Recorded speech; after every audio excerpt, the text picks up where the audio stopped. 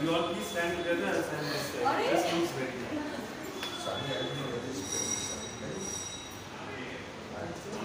Rush to the theaters. Not like that. Chalo, chalo. I'll see you guys. Take care. একটু পিছিয়ে যাই আমরা।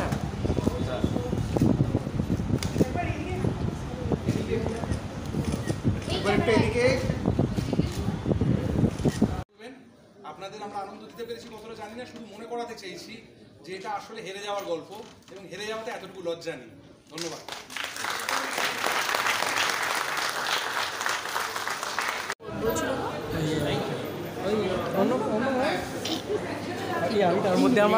আমি তার মধ্যে আমি আমার ল্যাপেল তাড়াহুড়োর মধ্যে আমি ল্যাপেলটা অন করিনি তাহলে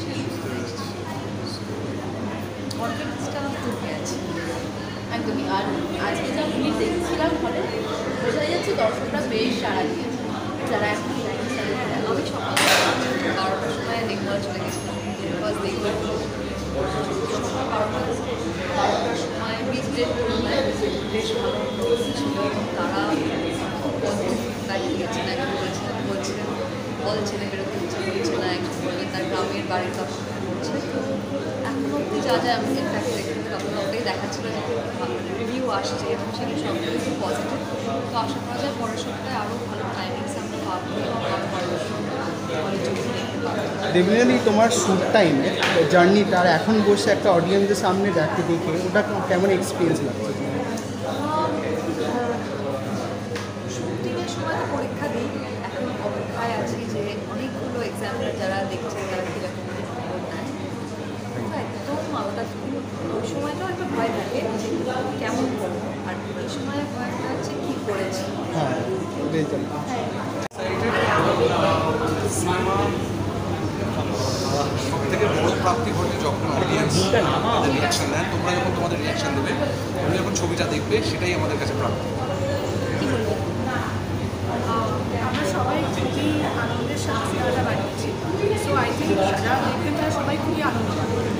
আর আজকে কি স্পেশাল লুক তো নিশ্চয়ই প্রিমিয়ারের জন্য? সবারই স্পেশাল, আমাদের শুধু নয়, সবারই স্পেশাল। মানে এটা কি ভাবনা চিন্তা করেই দুজনে এরকম করেছে? মানে এটা আমার বাবার বেসিক্যালি, মানে আমার বাবা এই ধরনের পোশাকই পরেন।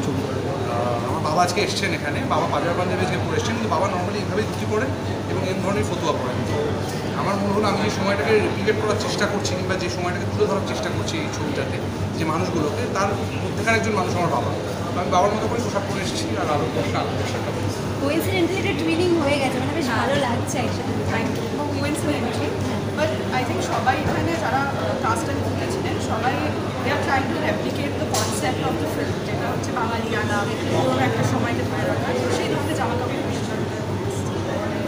ফ্যামিলিকে নিয়ে এসছো, কি আপডেট, কি কেমন রিয়াকশন?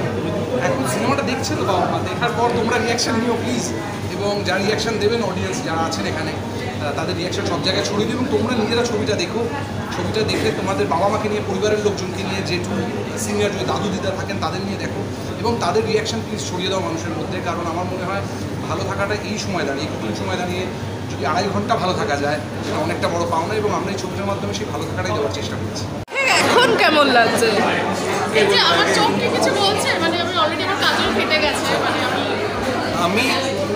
আমি একটা কথাই বলতে চাইবো যে প্রথম আমাকে যদি স্ক্রিপ্টটা শোনায় কথাটা, আমি প্রচণ্ড নস্টালজিক হয়ে পড়ি। তার কারণ আমার জন্ম কিন্তু সত্যি সত্যি একটা 51 পরিবারে এবং আমি সেই 51 পরিবার থেকে ভেঙে যেতে দেখেছি। তো আমি একটা কথা বলবো যে রাশ আমার কাছে একটা গিফট, যে আমি যখন শুটিং করছিলাম এরকম সব স্বনামধন্য অভিনেত্রীদের সাথে, অনির্বাণ চক্রবর্তী, শঙ্কর দেবনাথ, অর্ণব মুখোপাধ্যায়, যার কাছ থেকে আমি শিখেছি পর্যন্ত, মানে আমার থেকে অর্ণব মুখোপাধ্যায়, তো তাদের সাথে একসাথে অভিনয় করতে করতে আমি যেন আমার সেই হারিয়ে যাওয়া ফ্যামিলিটাকে ফিরে পেয়েছিলাম। তো ভেরি মাচ ইমোশনাল একটা ফার্স্ট হাফ এবং সেকেন্ড হাফে খুব ভালো হবে আশা রাখছি। আরে ওদের জন্য যেটা বলার, আমি গ্রাম থেকে বিলং করি, জয়েন্ট ফ্যামিলি থেকে বিলং করি, ওদের মধ্যে না আমি আমার জেঠিমা, পিসিমা, মাসি এটাকে সিটি ওর মধ্যে আমার জেঠতো ভাই, কাকাতো ভাই বুঝতে পারছি, মানে এত রিলেট করছি আমরা জয়েন্ট ফ্যামিলির। আমার যে পুরোনো ছোটোবেলায় পেয়ে গেছি সত্যি করে, প্লাস্টিক থেকে জল পড়ছে আর স্নান করছে সবাই, এগুলো আমরা ছোটোবেলায় করেছি অ্যাকচুয়ালি। তো সবার আগে তোমার মুভিটার ব্যাপারে কিছু বলো। এটা আমি এখন অব্দি যতটুকু কাজ করেছি এটা বেস্ট। আর এখানে ফাইনালি কুড বি মি। এত সুন্দর একটা ফ্যামিলি আমি পেয়েছি, এত সুন্দর এত এক্সপিরিয়েন্স আর্টিস্ট, একটা আর্টিস্ট আর like stunning. I learn a lot from them. This is the best experience I have. তোমার ক্যারেক্টারের ব্যাপারে কিছু বলো।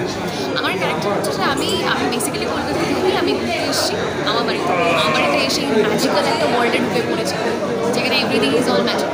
যেটা আমি যে টেস্ট আমি কলকাতায় পাই না, সেই টেস্ট আমি ফাইনালি আর মা বাড়িতে এসে পাচ্ছি। আমি এখানে সবসময় টিকে থাকতে চাই, মা বাড়িতেই থাকতে চাই কলকাতার থেকে বেশি। Thank you. ছবিটা ভালো, তখনকার ছবি আমার সবসময় ভীষণ ভালো লাগে, তাই আমি সবসময় চলে আসি। তখনকার প্রত্যেকটা ছবি আমি দেখেছি, এই ছবিটাকে দেখবো, আবার দেখবো, মাকে নিয়ে দেখবো। ছবিটা খুব ভালো হচ্ছে আর সবাই ভীষণ ভালো কাজ করেছে। দেবলীনা বিক্রম অন্য রকম লাগছে, একটা ওদেরকে আগে এইভাবে কেউ দেখে। এবং এটা তো বারবারই বলা হচ্ছে যে হারিয়ে যাওয়া বাঙালির গল্প, কতটা নস্টালজিক। আমার ভীষণ মানে চেনা লাগছে, মানে আমার ছোটোবেলার সাথে গল্পটাকে খুব মানে পরিচিত লাগছে। কারণ আমি ছোটোবেলায় গ্রামে বড় হয়েছি, আমার দাদু দিদার কাছে বেশিরভাগ সময় কেটেছে। তো আমার মতন যারা বড় হয়ে উঠেছে 90s দাদু দিদার কাছে অনেক সময় পেয়েছে, তাদের এই গল্পটা আরও বেশি ভালো লাগে, যেমন আমার ভালো লাগছে। আমরা প্রচন্ড ইমোশনাল এবং দেবাশিস খুব ইমোশনাল এবং যারা যারা দেখছেন তারা সকলে হলে যান, হলে গিয়ে এবং একা যাবেন না, কিন্তু একা গেলে খুব মিস করবেন। সবাইকে নিয়ে সবাইকে নিয়ে হলে যান, খুব কাঁদবেন, খুব হাসবেন, খুব আনন্দ করবেন আর সিটি মারবেন। আমরা বলতা সবাই এসে হলে ছবিটি দেখুন, দারুণ লাগবে। এই ছবিটা হলে না দেখলে এক্সপিরিয়েন্স এখন অনুভূতি বাড়ি ফিরছি, রাশের রেশটা অনেকদিন থাকবে। Thank you.